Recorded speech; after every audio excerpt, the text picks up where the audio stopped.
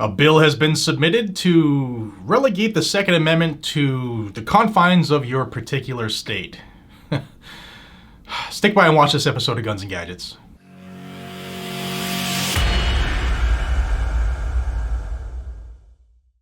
Hey everybody, welcome back to Guns and Gadgets, your premier source for Second Amendment news. Thank you all for your time. I appreciate you more than you know. I wanted to let everybody know about a bill that has been submitted. The non-stop onslaught of our Second Amendment, the constant attack is kicking up. The speed is increasing on which the infringements are being submitted.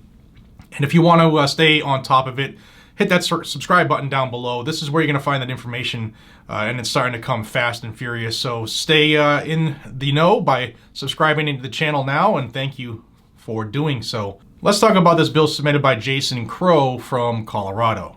Now here you can see it on the screen. This bill, while it hasn't received a number yet, is being called the Closing the Loophole on Interstate Firearm Sales Act. You can see here, just in the preamble of it, it says to prohibit a federal firearms licensee from transferring a long gun to a person who the licensee knows or has reasonable cause to believe does not reside in, or if the person is a corporation or other business entity does not maintain a place of business in the state in which the licensee's place of business is located. And that's all this bill looks to do. 2 paragraphs, looks to stop a federal licensed firearms dealer who can sell to anybody as long as they pass the NICS check, right?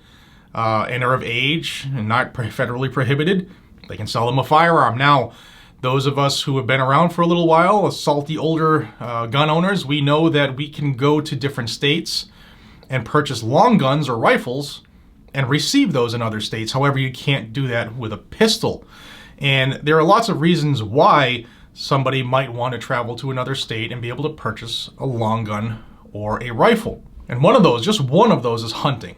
If you travel, like my grandfather, he used to every year, him and his buddies would travel across the country to go deer hunting, and oftentimes he or somebody in his group would go to that state, travel thousands of miles, and just purchase a rifle while they were there, or repair their rifle. You know, if something goes bad and you're in the middle of the woods, it's easier to purchase that replacement part or even a new firearm if need be while you're there, instead of just throwing your arms up and saying, boo-hoo, poor me, I'm out of luck. So that is just one of the reasons. Here's another scenario. I live on the corner of 3 states. Maybe I can't find a specific shotgun that I'm looking for. I could always go to, like, literally across the street to a different state and purchase it there and bring it home. Now, what this bill would look to do, it would require that long gun or shotgun to be sent from that FFL to the purchaser's FFL in whatever state they reside in and have it transferred that way. And of course, you know, this is a huge problem in the US, to be able to travel wherever you want in your country as a free person and purchase anything that you want because you're legally able to do that, and this is a free country. We have to stop that. And of course, they always pull the heartstrings to create these loopholes.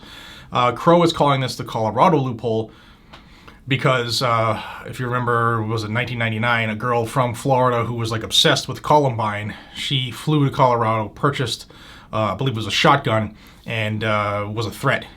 She wanted to reenact stuff. The school's locked down. She ended up taking her own life.